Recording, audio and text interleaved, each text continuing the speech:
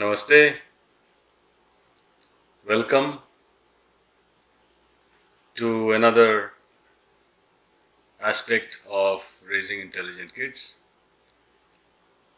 I must confess that just like most people, I used to think that some or many of these topics are too complex, too difficult for children to understand.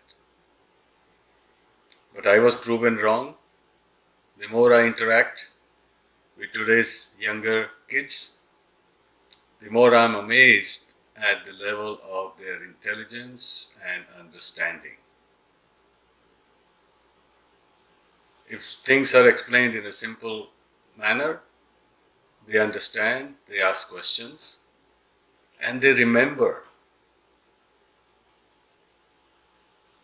So please take some time to explain these things to children and pass on these videos within your family, friends, so that children can benefit from it, and today's children will create tomorrow's world, civilization, culture, technology. So a few things about cause and effect. Causality. When we think about cause and effect, quite often we connect one cause with the result, with the effect, or one person doing something on his own to produce a result. But there are many subtle aspects to it that we must pay attention to. First one is that we hardly find a single, independent, and sufficient cause for anything to happen. For example, you light a diya, lamp, candle. You can say that you took a matchstick, or a lighter, and you lighted the candle. Very simple, very obvious that you caused the candle to be lit up. But if we look deeper, we find that there's so many other causes producing the candle and how it is lit up. First of all, the candle has to be there, diya has to be there. The material that diya is made of, candle is made of, has to be present. Then the knowledge to make the diya or the candle has to be there.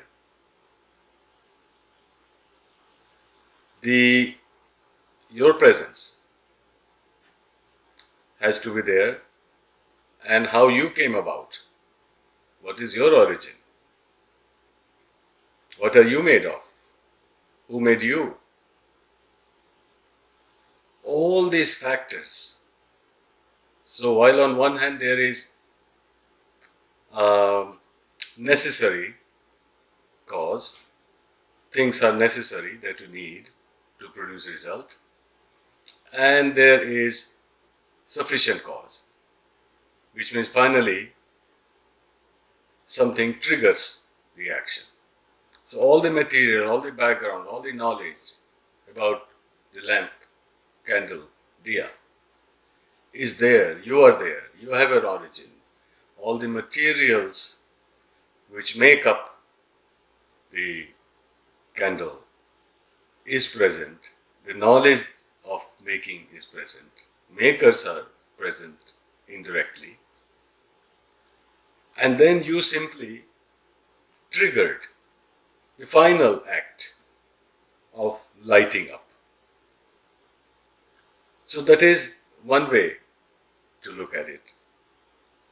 Necessary reason, sufficient reason. Another way is, as I hinted, material cause and efficient cause. They are how things are made and present, and the one with the knowledge produces the final result. Like pottery, material cause of a pot is the clay. The efficient cause, the knowledge cause, is the potter, the one who making it. Both are needed. So potter cannot claim that he is the only cause responsible for making pots. The material that pot is made of also has to be there, and the knowledge of it. So all these factors put together. Similarly, there is another dimension, which is it is not always a single cause producing a single result, but also the result also becomes a cause for another subsequent result. The water cycle, water steams up in the ocean and vapor is produced. And the vapor eventually becomes cloud and produces water. And the water joins river flow and irrigates the land. And that water with the land produces food. And that food produces our bodies. And our bodies allows us to experience the material world and move around and do things. And then we become dust. So it's kind of a cyclical causality. It's an infinite process, it never ends. One action does not end in a result. That result itself becomes the cause of another outcome at a different time. It may not be immediately evident, but it may happen some other time, some other place. We talk about karma, that we are responsible. Of course, we are responsible for our karma. We are an important factor in it, not the only factor, but we have the responsibility to do good action to produce good result. But we often get confused that whatever we are doing, the result must be immediate and come to me personally. What happens that all the knowledge, the existence, we are a collective being. Collective consciousness affects us, or collective unconscious affects us.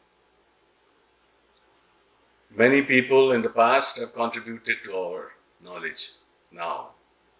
Many people and other life forms living today on earth also have an effect on us. So, as a result, what happens is that the action is produced through us, but there are many, many contributors. The knowledge, the material.